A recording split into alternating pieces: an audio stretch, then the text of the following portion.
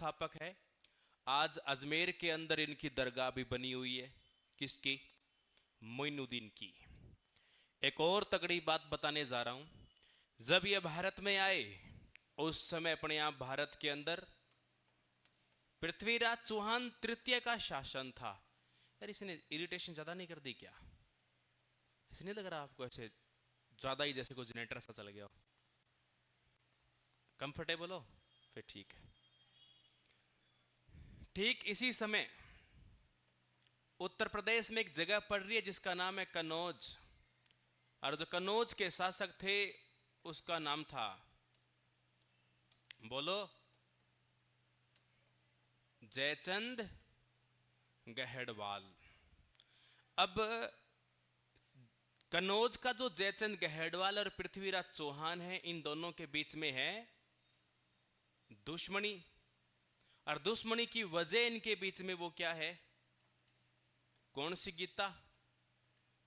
संयोगिता। क्योंकि इसका संयोग सही नहीं बैठा, वो लव मैरिज हो गई, कई मैटर इसके हो गए, इस वजह से इनकी लड़ाई हो गई। जयचंद गहड़वाल को चाहिए कोई एक ऐसा आदमी जो पृथ्वीराज को ठोक सके। जब भारत में यहां आया हुआ था मोहम्मद गौरी, इस मोहम्मद गौरी को इस गरीब नवाज चिश्ती ने जयचंद गहड़वाल से मिला दिया।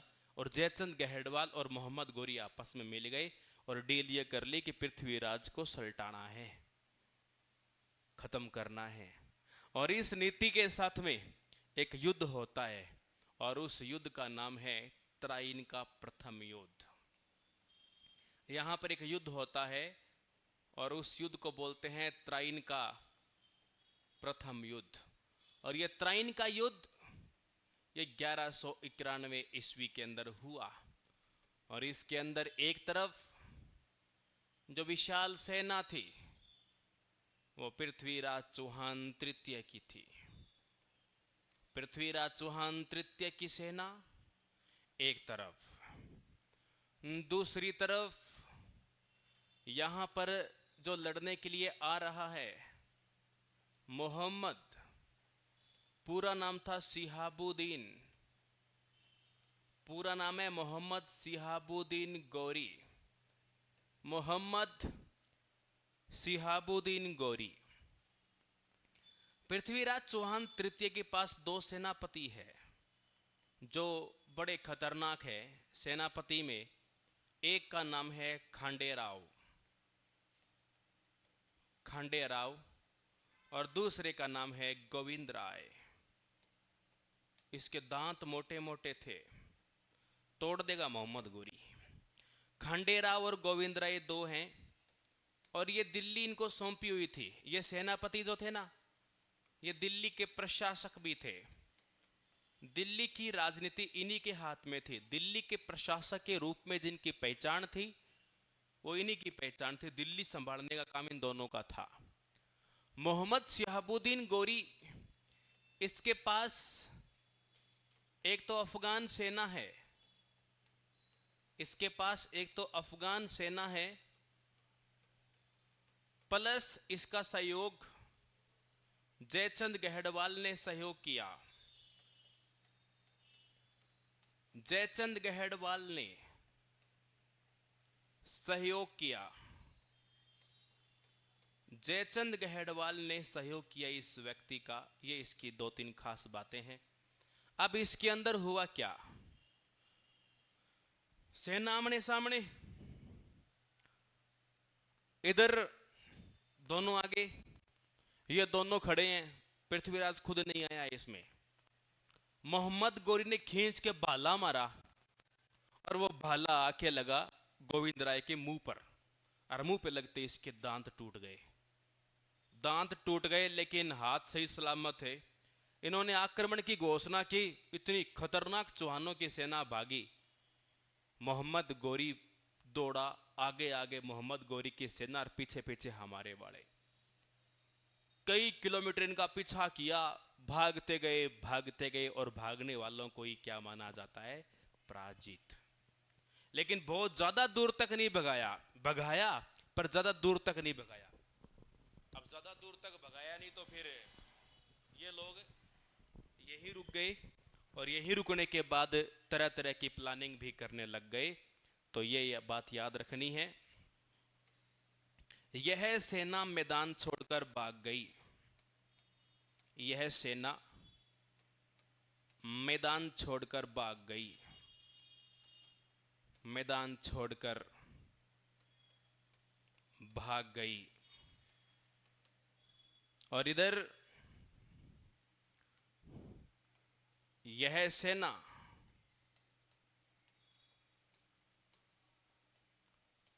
विजयी रही। यह सेना विजयी रही, जीत गई है।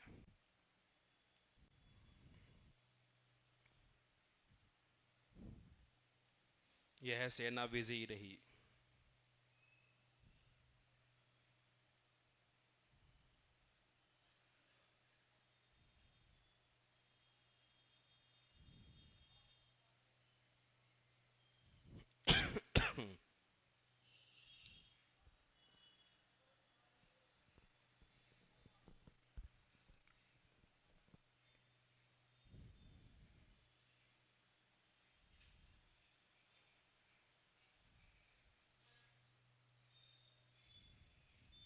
चेप दिया भाई।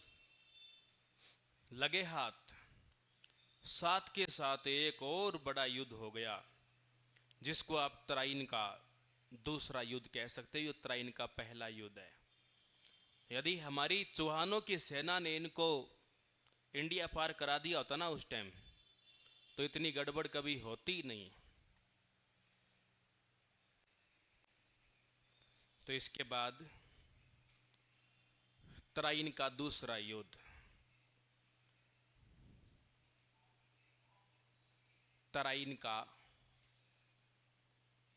दूसरा युद्ध। और ये तराइन का दूसरा युद्ध 1192 में हुआ था। तराइन का दूसरा युद्ध 1192 में हुआ था। और इसमें भी सेम पक्ष है।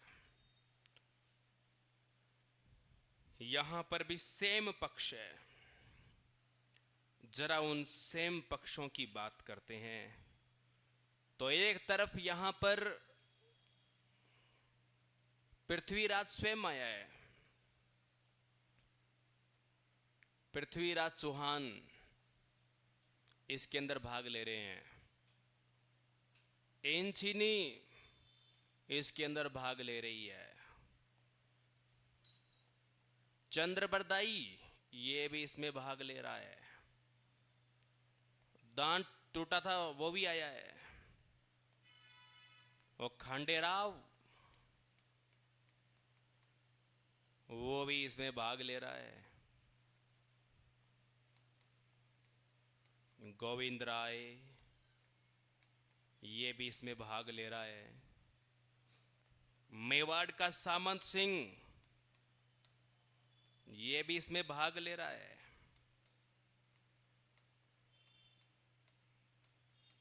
एक और था इसके साथ, सोमदेव अश्व प्रभारी।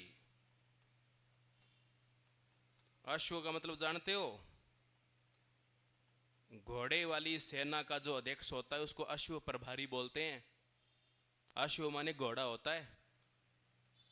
ये सारे लोग पृथ्वीराज की सेना में हैं। इसके पास वही लोग स्वयं मोहम्मद शिहाबुद्दीन गोरी, स्वयं मोहम्मद शिहाबुद्दीन गोरी इसके अंदर है। 2 नंबर पर इसमें एक व्यक्ति और है, अफगान सेना। अफगान सेना प्लस इसके अंदर जयचंद गहेड़वाल की सेना। जयचंद गहेड़वाल की सेना सारे मिल गए।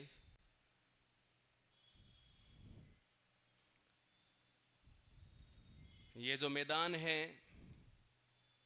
इस मैदान को यमुना का मैदान माना जाता है।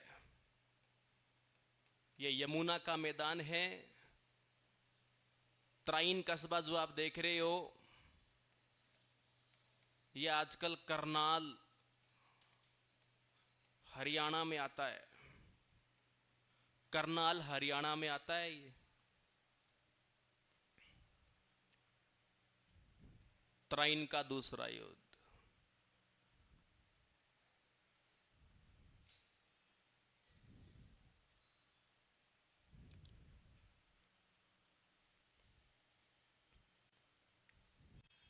ये पोजीशन समझा दी।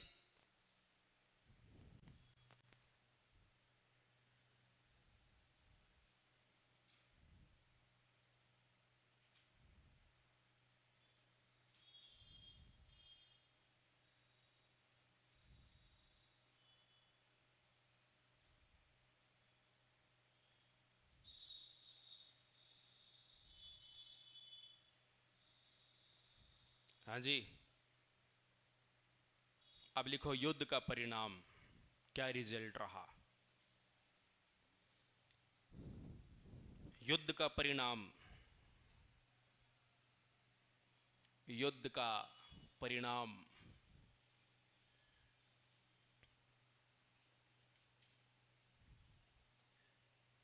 युद्ध का परिणाम।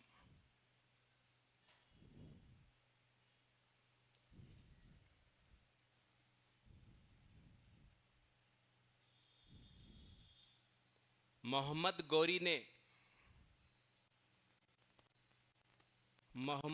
ने युद्ध टालना चाहा। युद्ध टालना चाहा।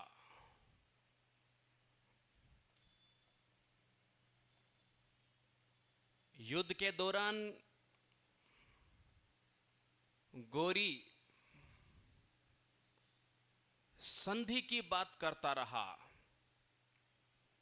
संधि की बात करता रहा। युद्ध के दौरान गौरी संधि की बात करता रहा।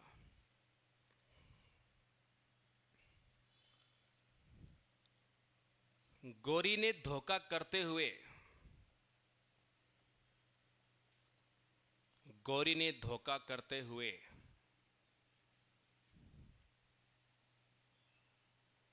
प्रातःकाल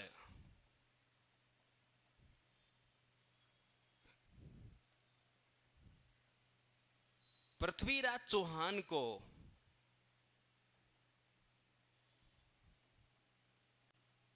बंदी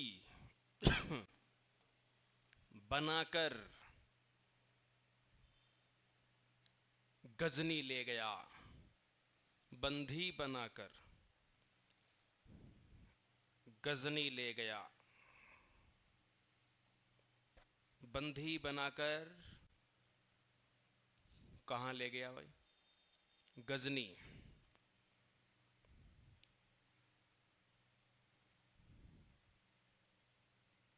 गजनी में पृथ्वीराज को अंधा करवा दिया। पृथ्वीराज को अंधा करवा दिया।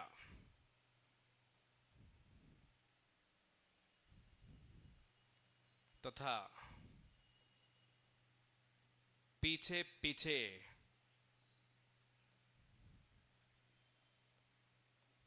चंद्रप्रदाई भी आ गए। अब क्या है कि मोहम्मद गौरी एक प्रतियोगिता करवा रहा था तीरंदाजी की। तो चंद्रप्रदाई ने कहा कि हमारे स्वामी की आपने आंख फोड़ दी, फिर भी तीर चला सकते हैं। इनको शब्द भेदी बाण चलाने आते थे। बोला अच्छा। मोहम्मद गौरी बोला ये करिश्मा तो मैं देखना चाहता हूं। ऐसी बात है। चंद्रप्रदाई का प्लान यह था कि जैसे ही हम लोगों को तीर मिलेगी, पृथ्वीराज को तीर बाण, हम निशाने की बजाय मोहम्मद गौरी को तीर मार देंगे। पर अब यह कैसे पता चलेगा मोहम्मद गौरी कहां बैठा है? चंद्रप्रदाई ने कहा कि महाराज आप 3 बार आदेश दोगे, ऐसे बोलोगे पृथ्वीराज तीर चलाओ, पृथ्वीराज तीर चलाओ। इससे पृथ्वीराज चौहान जो होगा वो ये पहचान करेगा कि ये आवाज किधर से आ रही है, और उस दिशा के अंदर वो तीर चला देगा और मोहम्मद गोरी सुलट जाएगा। ये इनका प्लान था। अब जिस हिसाब से वो तीर को सेट किया, वो तीर की दिशा गलत थी, तो चंद्रप्रदाई ने समझाने की कोशिश की अपनी भाषा में। पृथ्वीराज चौहान को कहा तीर को इस तरह से सेट करो कि वो आपके डिस्टेंस बता रहा है अपनी भाषा में। बोला 4 बांस 24 गज अंगुल अष्ट प्रमाण, ता ऊपर बैठा सुल्तान मत चुके रे चौहान। ये कहना चाह रहा है कि पहले दूरी बांस से मापते थे। बोला 4 बांस लगभग आपसे दूर है, और 10 फुट का पहले बांस आता था। 24 गज भी मान सकते हो, इतना ऊपर उठाओ कि 24 गज तक दूर हो जाए। 4 बांस है और 24 गज, अंगुल अष्ट 8 अंगुल ऊपर एक बैठा है पाटा लगाकर। अंगुल अष्ट प्रमाण, ता ऊपर बैठा सुल्तान, अरे मत चुके रे चौहान। ये अपनी भाषा में डायलॉग बोला। पृथ्वीराज ने तीर चलाया, मोहम्मद गोरी को तीर लगा और मोहम्मद गोरी खत्म। अब चंद्रप्रदाई को लगा ये दुश्मन अपने को मारे, उससे पहले चंद्रप्रदाई ने पृथ्वीराज को कटार मारी और बाद में खुद की सुसाइड कर लिया।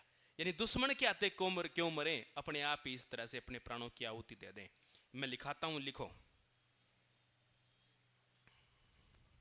मोहम्मद गौरी ने तीरंदाजी प्रतियोगिता का आयोजन किया।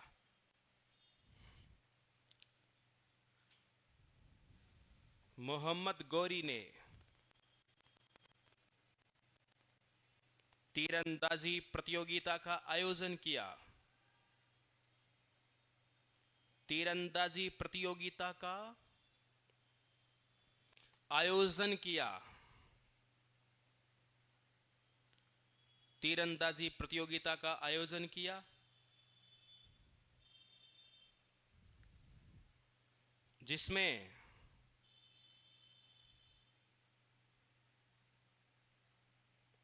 पृथ्वीराज ने भाग लिया।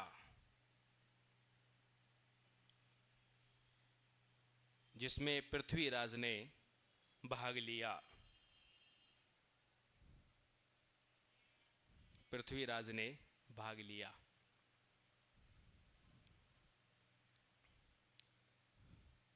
चंद्रप्रदाई ने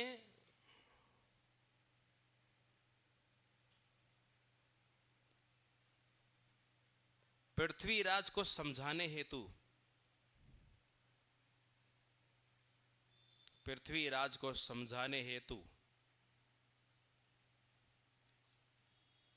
एक श्लोक का प्रयोग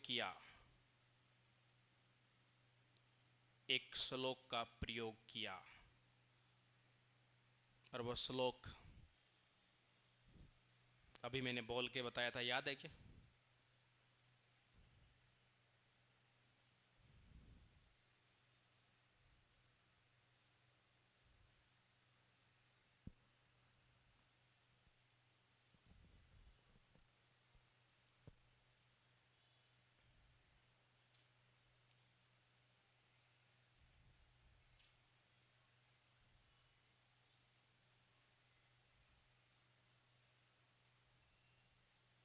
वाह, आप क्यों नहीं आ रहे थे? क्या हो गया था? ओह माय गॉड, अब समाधान हो गया? ठीक है। श्लोक बताना है। वो श्लोक क्या है? 4 बांस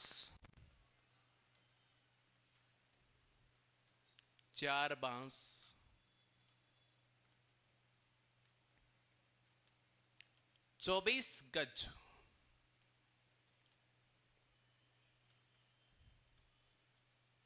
अंगुल अष्ट प्रमाण,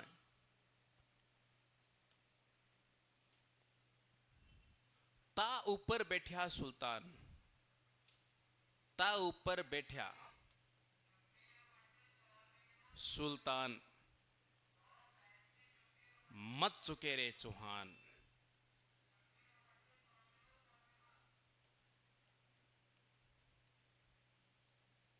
4 बांस 24 गज अंगुल अष्ट प्रमाण, ता ऊपर बैठा सुल्तान तो मच चुके रे चूहान।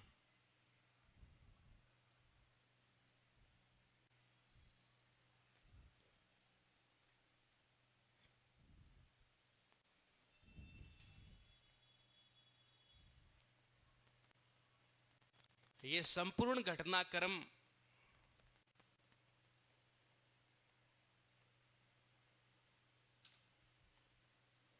पृथ्वीराज रासो के अनुसार है। पृथ्वीराज रासो के अनुसार है और इसी के अनुसार इसी के अनुसार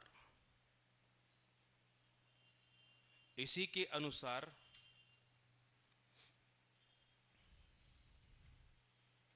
1192 में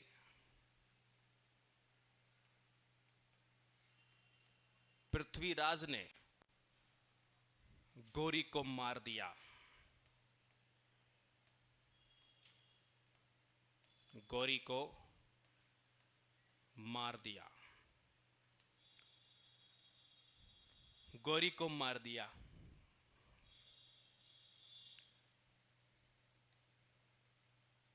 अन्य इतिहासकारों के अनुसार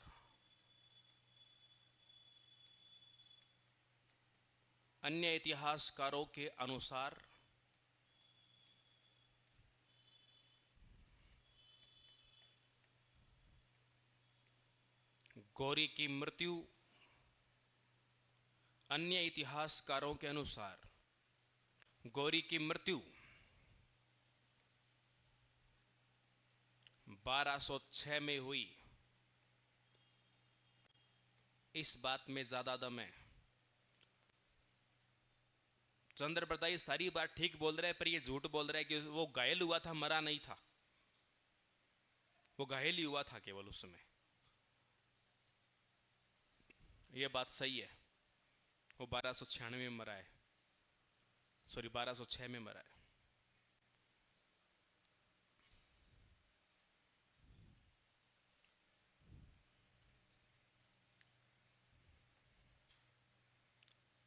पृथ्वीराज की मृत्यु के बाद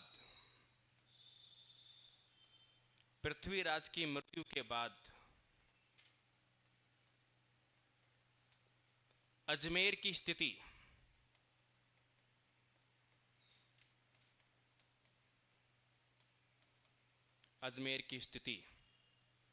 ये हेडिंग लगाओ। पृथ्वीराज की मृत्यु के बाद अजमेर की स्थिति। लिखा ही नहीं।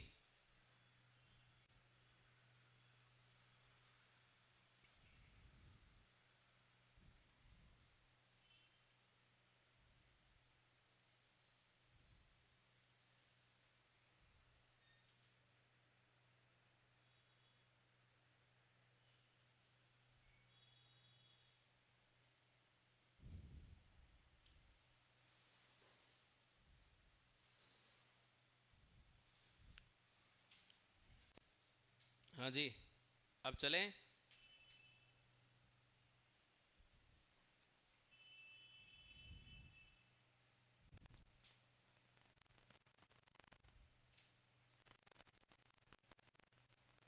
अजमेर का शासक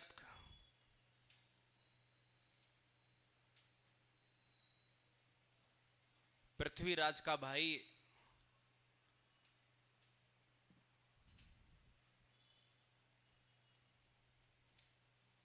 हरिराज बना।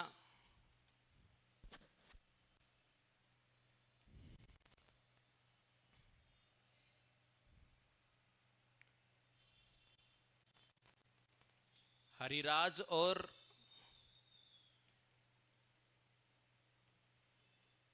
पृथ्वीराज के पुत्र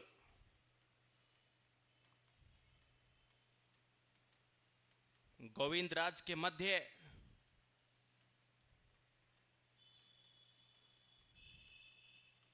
विवाद होने पर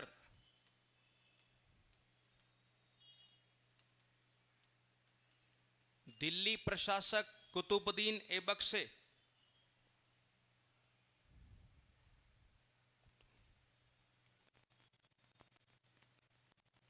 कुतुबुद्दीन ऐबक से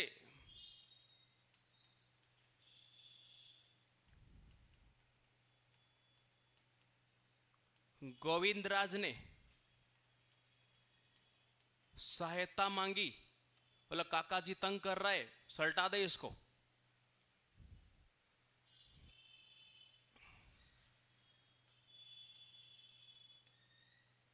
और कुतुबुद्दीन ने अजमेर आक्रमण की घोषणा की। तब हरिराज डर गया। तब हरिराज ने आत्महत्या कर ली।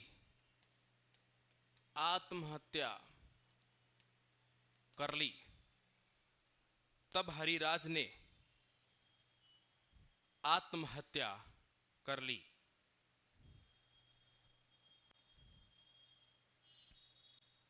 तब हरिराज ने आत्महत्या कर ली।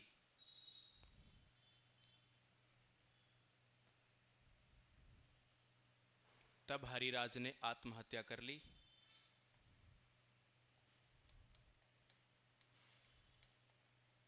गोविंदराज ने 1194 में गोविंदराज ने 1194 में गोविंदराज ने 1194 में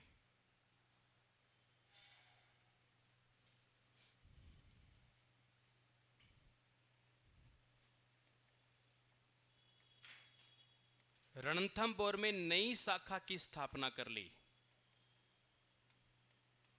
नई शाखा की स्थापना कर ली।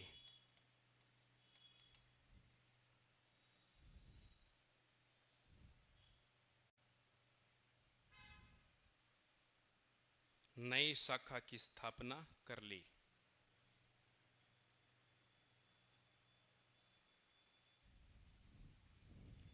ये कुतुबुद्दीन अलग ही आइटम था। कुतुबुद्दीन ने संस्कृत पाठशाला तोड़कर राजस्थान की पहली मस्जिद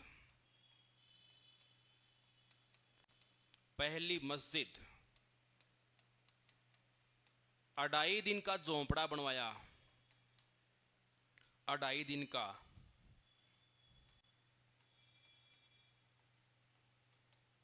झोंपड़ा बनवाया।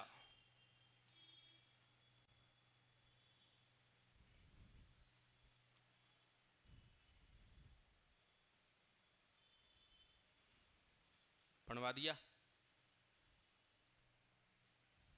अजमेर का अंतिम शासक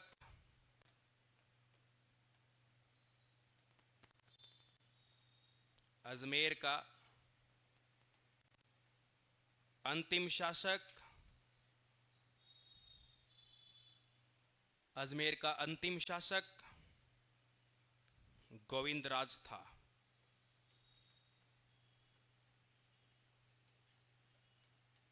वो अलग बात है कि कुतुबुद्दीन के अंडर में है और कुतुबुद्दीन गौरी का गुलाम है।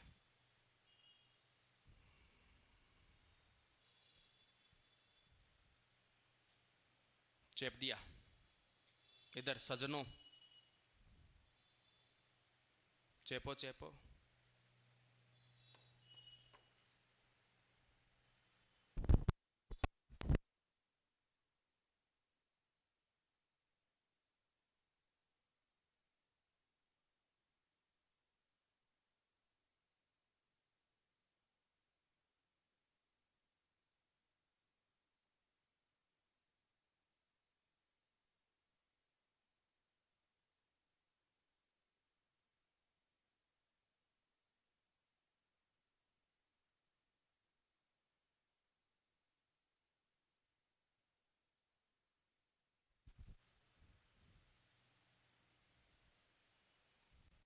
हाँ जी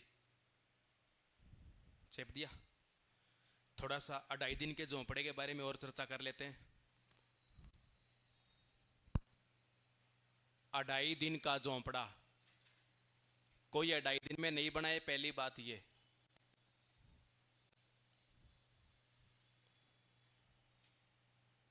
यह पहले संस्कृत पाठशाला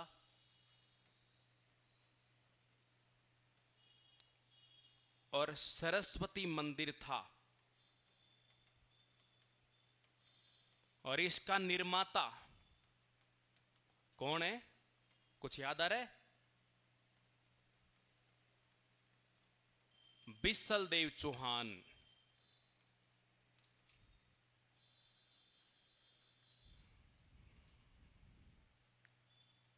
मस्जिद में बदला, इसको मस्जिद में बदला 1194 से 97 के मध्य। यह कार्य किसने किया? कुतुबुद्दीन ऐबक ने। इसकी शैली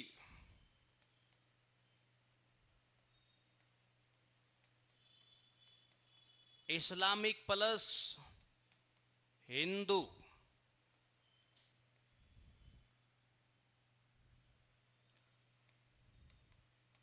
इसकी दीवारों पर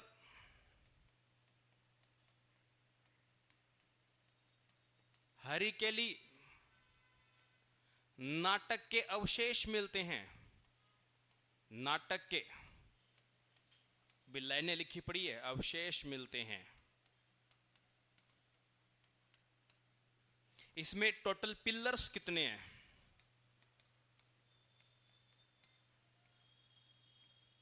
स्तंभों की संख्या 16।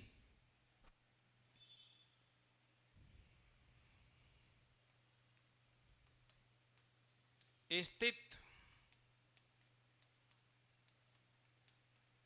तारागढ़ की तलहटी में। तारागढ़ की तलहटी कहां है? अजमेर। तारागढ़ दुर्ग की तलहटी में अजमेर।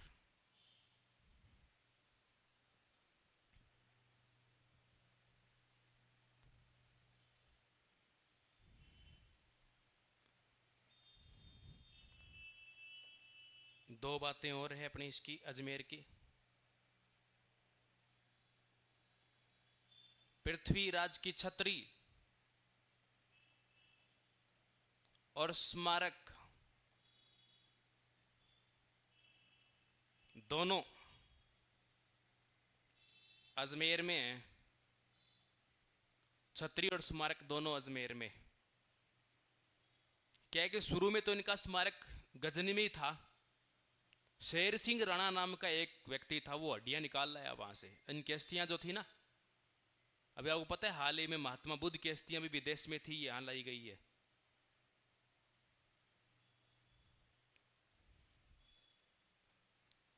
नोट लगा के एक बात, नोट लगा के एक बात लिखो।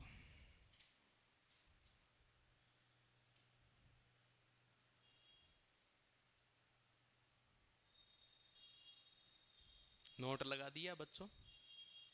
लगा दो, नोट लगाओ।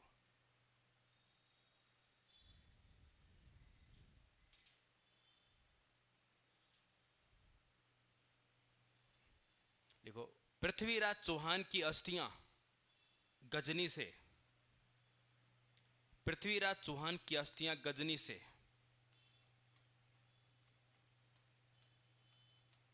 शेर सिंह राणा लाया। शेर सिंह राणा, शेर सिंह राणा लाया।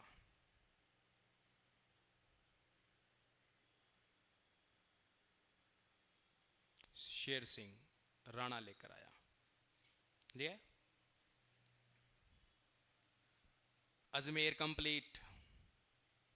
अब नई हेडिंग लगाओ, रणथंभौर के चौहान। अपनी नई हेडिंग है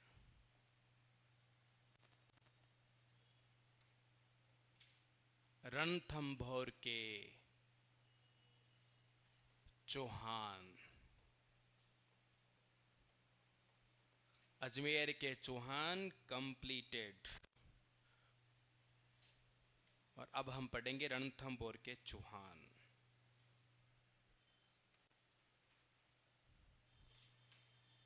सबसे पहले एक व्यक्ति का नाम आएगा जिसका नाम है गोविंदराज,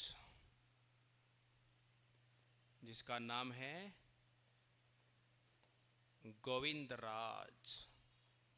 तो इसके अंदर आप लिखोगे यह अजमेर का अंतिम शासक था, यह अजमेर का अंतिम शासक था।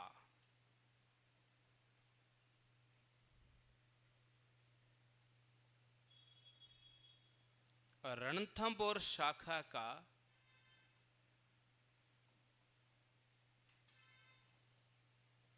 संस्थापक है और इसने स्थापना 1194 ईस्वी में की।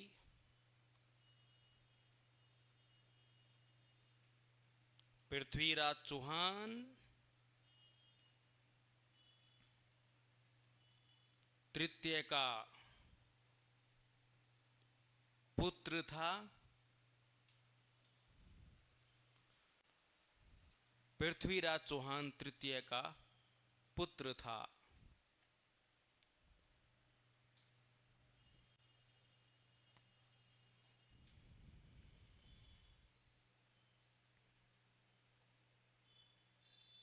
रणथंभौर की स्थापना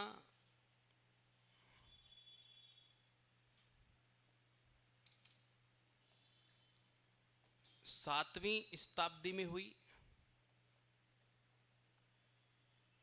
7वीं शताब्दी में हुई। यह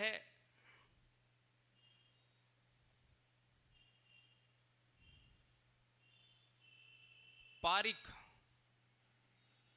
और वन श्रेणी का दुर्ग है। यह रण और थम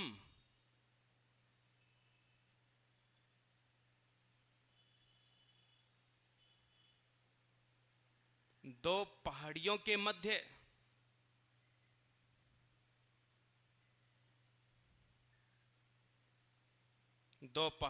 मध्य स्थित है।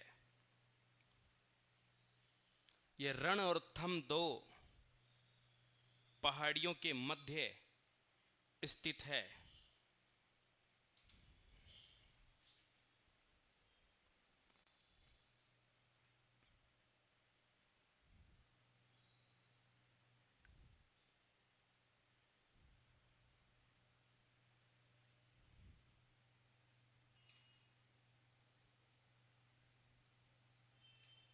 गोविंदराज के बाद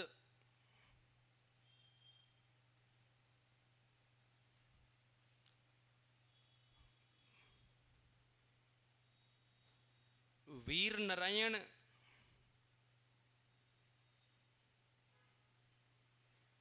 प्रहलादन जैसे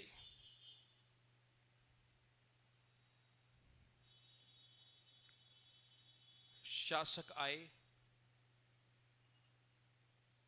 प्रहलादन जैसे प्रतापी शासक आए, यह बात लिखना। प्रतापी, दमदार। गोविंदराज के बाद वीर नारायण और प्रहलादन जैसे प्रतापी शासक आए। अब सबका डॉन आ रहा है, सबको पछाड़ देगा। अलाउद्दीन खिलजी की बैंड बजा देगा। और उस आदमी का नाम है हमीर देव चौहान। तलवार का धनी बोलते हैं उस आदमी को।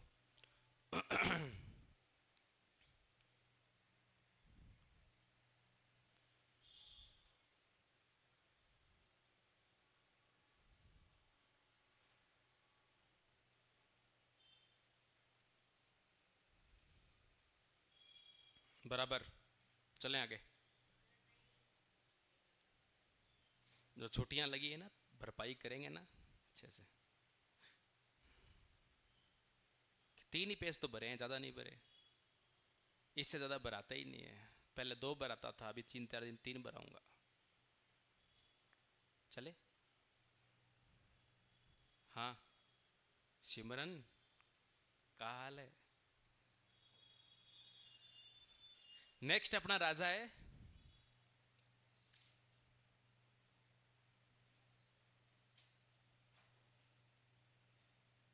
हमीर देव चौहान।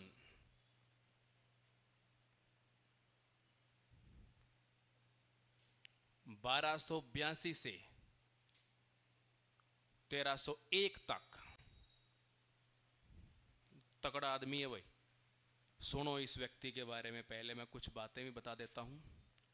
इस व्यक्ति के उपनाम, इस व्यक्ति को कहा जाता है तलवार का धनी।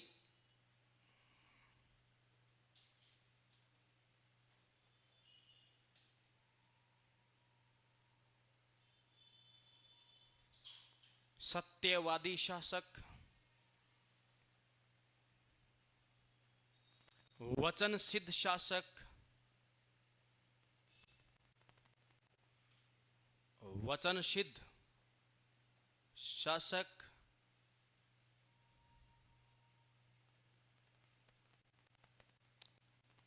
जिद्दी शासक,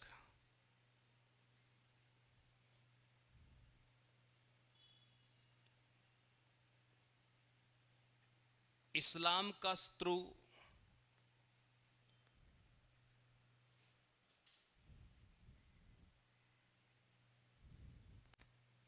और रणथंबोर का शेर।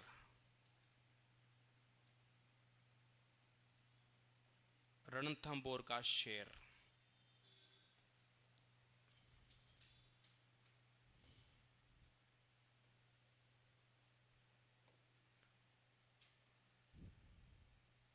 एक इसके लिए दोहा है, सिंह गमन सतपुरुष वचन।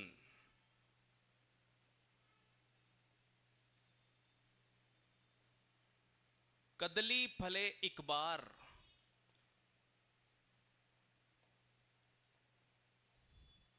हमीर हट तिरिया तेल।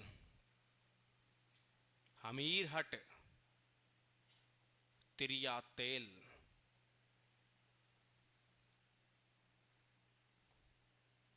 हमीर हट तिरिया तेल, चढ़े न दूजी बार।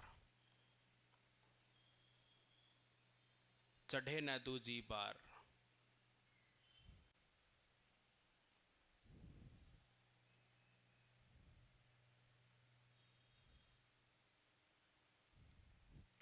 सिंह गमन सतपुरुष बचन, कदली फले एक बार, हमीर हट तिरिया तेल, चढ़े न दूजी बार।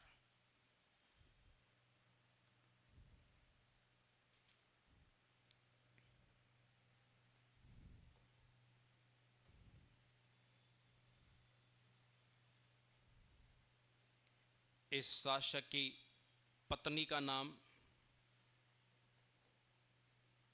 रंगा देवी था। पुत्री का नाम देवड़दे था। गुरु का नाम राघव देव था। पिता का नाम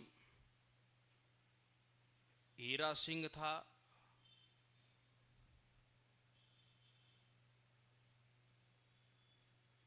सेनापति का नाम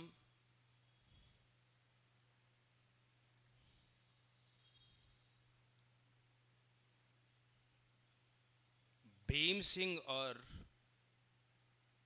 धर्म सिंह था। रणथंबोर का सहायक दुर्ग,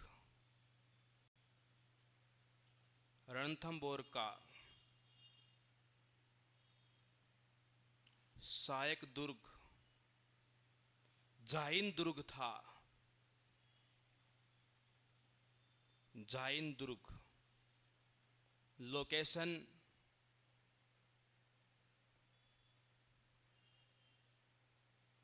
सवाई माधोपुर।